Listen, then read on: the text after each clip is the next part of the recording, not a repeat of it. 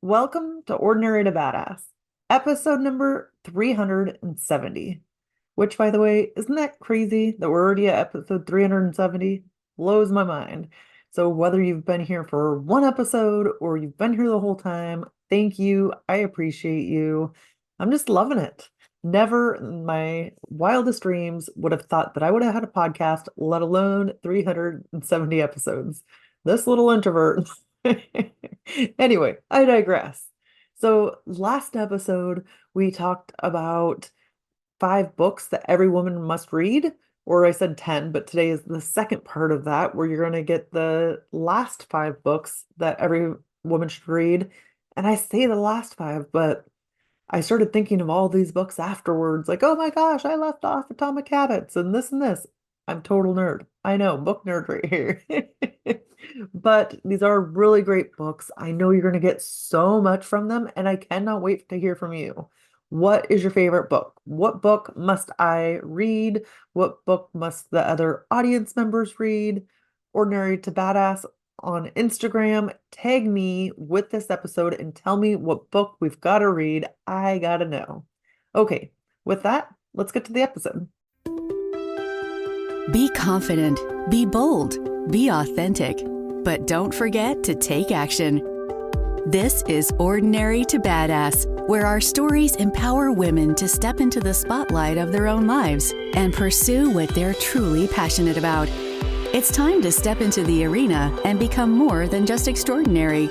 It's time to become a badass with your host, Marie Sonneman.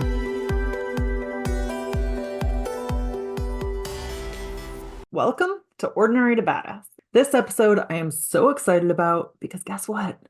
I'm a total book nerd. Yep, I am. So today we're going to talk about 10 books that are must reads for women. And I just think it's an essential book, or these are essential books that every woman should read. Okay, number 6, Worthy by Jamie Kern Lima. And I got to tell you, I got to confess, I'm not finished with this book. I'm halfway through, but I'm loving it. And I think that it's really important to be addressed here. And she really talks about how self-confidence is cool, but what people forget about is self-esteem. Self-esteem is so important because without it, then other things crumble, right? Um, and if that doesn't make sense, let me read to you what she said.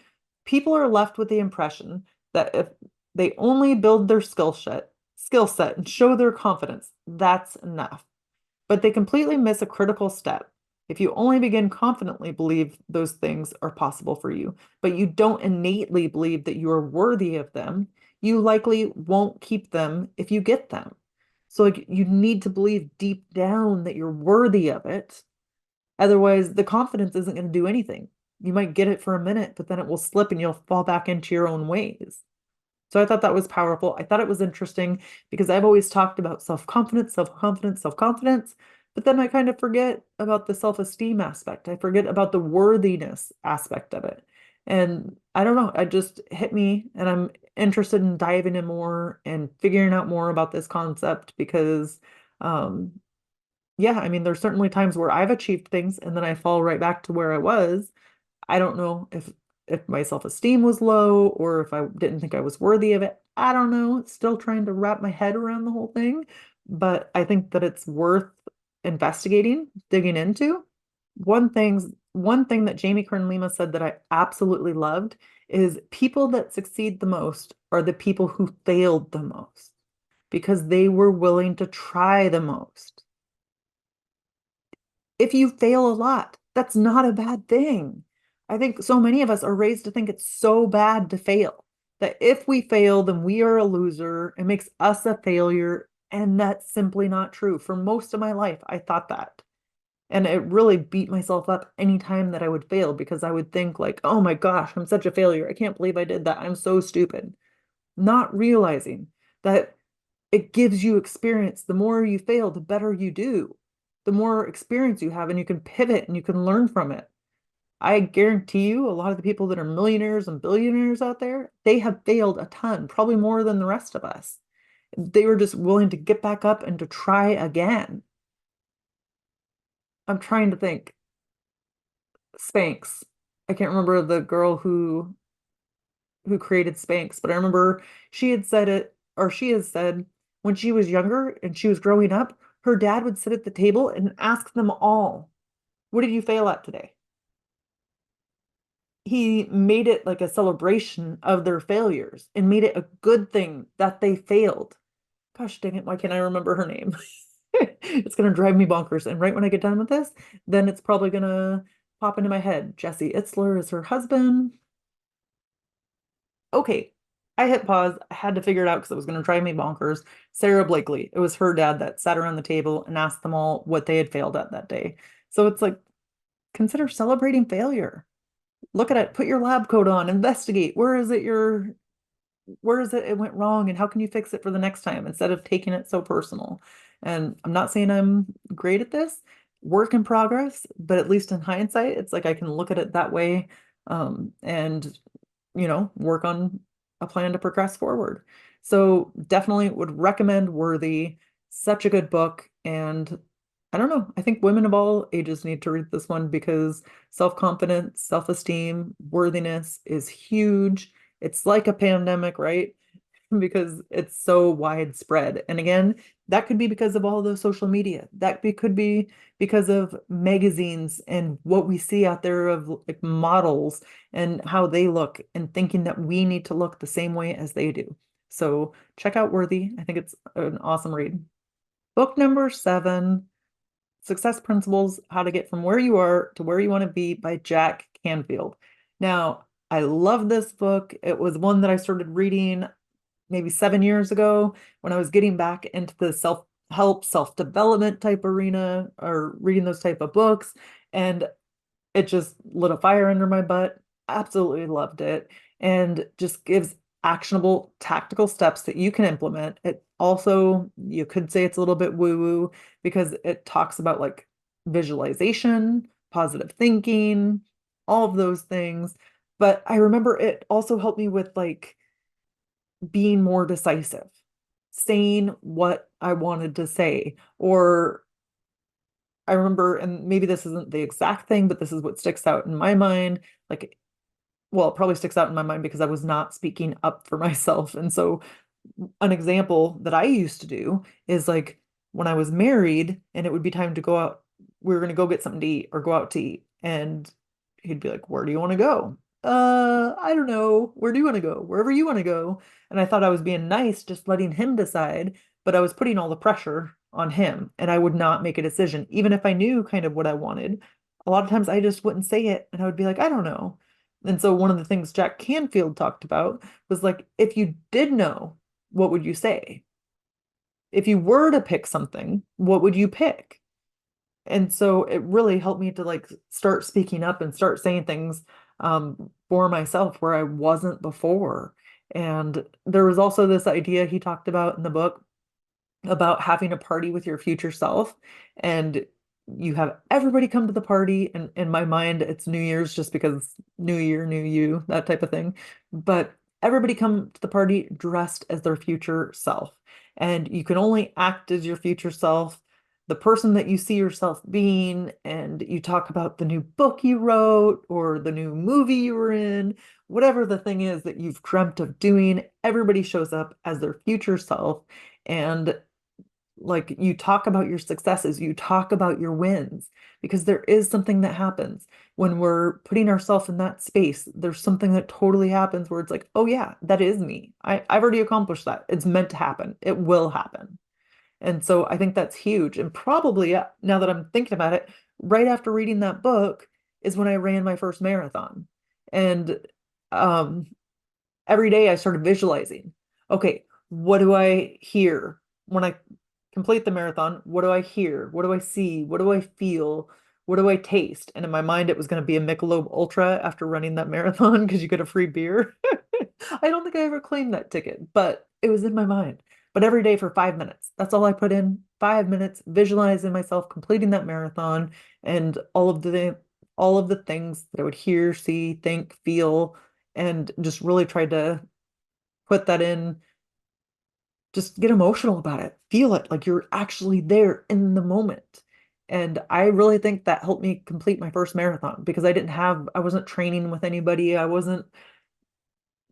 don't know, it was my first race at all. Like I hadn't competed in any other races.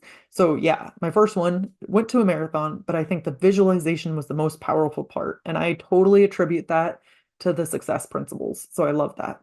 Okay, number 8 is Big Magic by Elizabeth Gilbert. And I love, love, love this book for all my creatives out there, artists, anybody.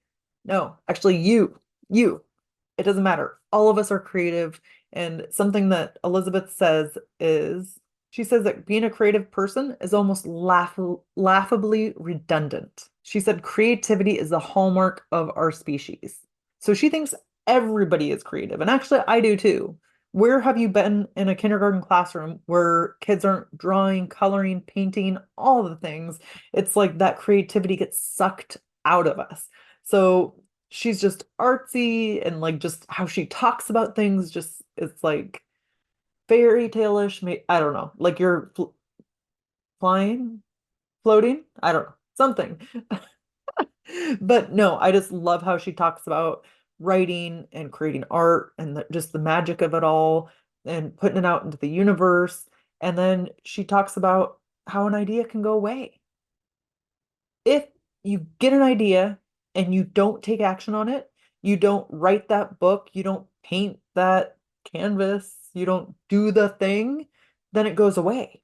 And actually, somebody else might get the idea. And I think in the book, she had talked about how she had an idea and she put it on hold. And then years later, she read a book and it was her idea.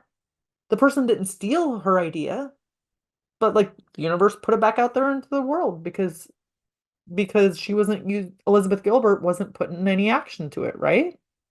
So I just think it's important when we have these ideas, when we have these downloads, write it down or put it in the notes app on your phone and then take action of it. All of this self-doubt that we experience, like read the book Worthy, right? But then all this stuff we experience, it's so easy to be like, oh, that's a stupid idea. Or we think it's awesome and we're all excited about it. And we tell a negative Nancy in our life who shoots it down and tells us how stupid that is. Well, guess what? It might be stupid for them, but it's not stupid for us. It's not stupid for you. So fostering this creativity means taking action when these downloads come to you. It means doing the thing, putting in the work of writing every day. I'll just say writing, although there's a ton of other examples for creativity, right? But it's putting in the work of doing that thing every single day, even when it's hard. And I'm preaching to the choir here. I know you're probably right on it. I am not as good as I would like to be. I need to write every day. But it is what it is, right? I'm right where I need to be, and so are you. But I think that this book is a good reminder that you just put in the work. You just keep doing it and day after day, and then it will turn out to be a beautiful piece of art or a beautiful piece of work. But you got to put it out there. Otherwise, somebody else is going to take your idea, right? The universe will put it back out there and give the idea to somebody else. And another thing that Elizabeth talked about that I really liked is she said, when people try to kill off their fear, they end up murdering their creativity. So it's like fear is a good thing. And she talks about that in her book, how fear is good and it really helps us to be more creative. And we often see fear as something like we want to get rid of, and it's a bad thing, and why are we feeling this? And we do anything to get away from that fear. We run as fast as we can away from it, not realizing that that's also stopping our creativity from happening. So consider embracing fear. Like it's your teacher, it's helping you be more and more creative every single day. Okay, number 9, Loving What Is by Byron Katie. And I am excited for you to read this one. I want to hear what you think about this one. Not gonna lie, I hated this book up till 90% of the way till I was done. I think the only reason why I kept reading it is everybody kept telling me, like, oh, it's so good, you got to read it. So good. And I'm reading through it. I remember I was in Cannon Beach, maybe not Cannon Beach, Sun River, Oregon. Yes, on vacation. I know this is really important. But I was sitting out there reading and I was like, bullshit, bullshit, this is bullshit, this doesn't work. And I don't know. It was triggering me somehow. And then by the end, I really did like it. Still have a lot of it to put in work, but she really talked about asking for questions. For number one, you ask yourself, is this true? And it's about any situation you're getting triggered by in your life, right? So you ask, is this true? Can you absolutely know that it's true? Number three, how do you react or what happens when you believe that thought? The fourth question is, who or what would you be without that thought? And then she has you turn it around, and I'm not even going to try to explain the turn it around thing. Because it's weird how it works. And it's like a lot of times the thoughts we're projecting onto other people actually are about ourselves and how we feel about ourselves. And so very interesting work, and it really helps us to reflect on the things we're dealing with every day, and we're torturing ourselves, we're making ourselves suffer. And so that's why it's important. Is this true? How can you absolutely know that it's true? And what is it, what happens when you believe that thought? A lot of times we're doing stuff that is just putting ourselves through suffering. It doesn't make us feel any better. And so I definitely would recommend this book. I'm not going to say a whole lot more about it. I really think you just got to read it. I am curious to know what you think about this one. Because like I said, I really hated it. Like most of the way through the book, I was just like, don't bullshit. This doesn't work. Bullshit. Sorry. Hope your kids aren't around, but it happened. Oh, and something else that she said that I really liked was, would you rather be right or free? That's huge because we just like get on our high horse and we just want to be right about something, but it's actually holding us back. It's not letting us feel free because we're so determined to be right. And so I really like that one. Would you rather be right or free? Okay, number 10, When Things Fall Apart, Heart Advice for Difficult Times by Pema Chodron. Pema Chodron, Chodron. And this book is so good. I didn't do these in any order, but it really is good for when you're going through hard times. It helps you to look at the different things you go to.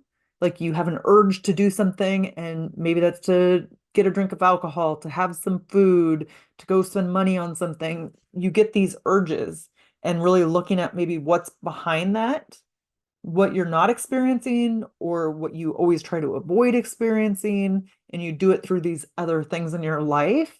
And so I thought that it was really powerful. So we're really looking at the craving we have, the aggression we experience, the loneliness. You're looking at the different things that pop up in your life, and then how you experience them, and and then how you experience them. And it's just like taking a step back and seeing what you do as a result of experiencing those feelings.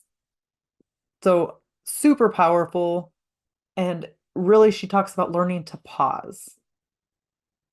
So instead of doing the same things over and over and over again, you pause, you sit there, you witness it, and you do that pause and just witness it instead of trying to fill up the space, instead of trying to do all the things by buying something online or going to the store or um, grabbing some alcohol or drugs, whatever the thing is. Instead of doing that, you pause and you observe what it is you're experiencing. It's uncomfortable. A lot of times we don't like to experience those feelings or emotions, right? So we turn to other things. So I found myself highlighting that book like crazy. It's definitely going to be one that I go back and reread. But if you're going through difficult times, that is the book that I would recommend, When Things Fall Apart by Pema Chodron. Okay, so I really want to hear from you. What books have transformed your life? I want to know. Hit me up on Instagram at Ordinary to Badass, put it in your stories, and tell me the books that have been transformational for you. I told you I'm a book nerd. I want to read it. So screenshot this episode, put it in your Instagram stories, and let me know what books that I have to read, that I got to know about, that transformed your life, and maybe even a sentence about it. I don't care. Just send me the screenshot of the book and this episode. or tell me something about it. I want to hear from you because I know there's so many good books out there. I probably haven't even scraped the surface, and your opinion matters to me. So make sure you share with me at Ordinary to Badass on Instagram. With that, we'll end our show. Tell the badass woman out there staying in the arena, wherever you are, whatever you're doing, own it and get after it.